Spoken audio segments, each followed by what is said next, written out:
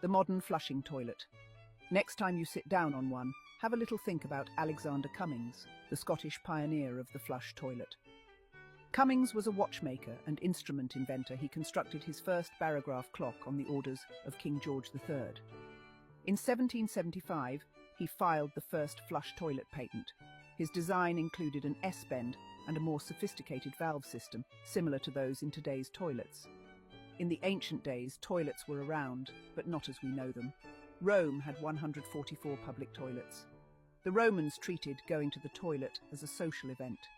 They met friends, exchanged views, caught up on the news, and wiped themselves with a piece of sponge fixed to a short wooden handle. This was then rinsed in a water channel which ran in front of the toilet and reused. It has been suggested that this practice spawned the phrase, getting hold of the wrong end of the stick. In medieval England, people used potties and would simply throw their contents through a door or window into the street.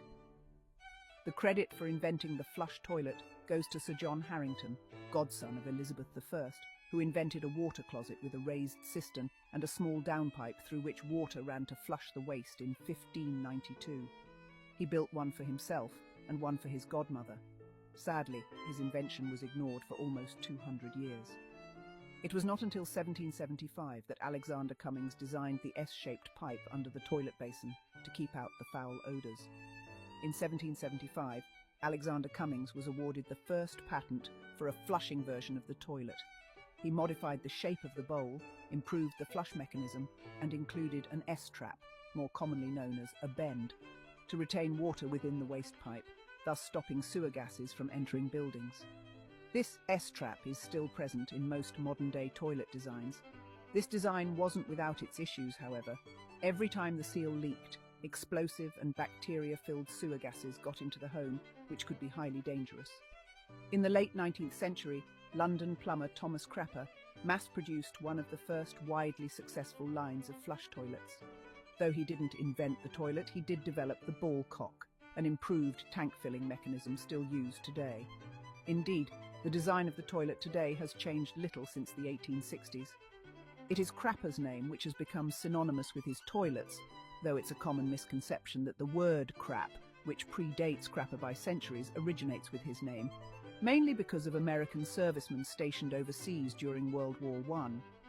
Unfamiliar with the new invention, American servicemen referred to Crapper's widely used toilets as Crappers, and continued to call toilets by the same name after the war had ended.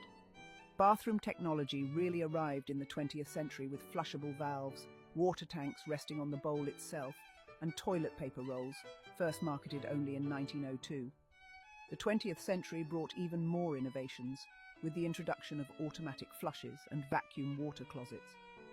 These advancements not only improved convenience, but also addressed environmental concerns by reducing water usage. Today, the flush toilet continues to evolve, with new technologies aimed at sustainability and efficiency. From composting toilets to smart systems that monitor water usage, the future of the flush toilet looks promising. So the next time you use a flush toilet, take a moment to appreciate the centuries of innovation and effort that have gone into making this everyday convenience possible. It's a testament to human ingenuity and our ongoing quest for a better quality of life.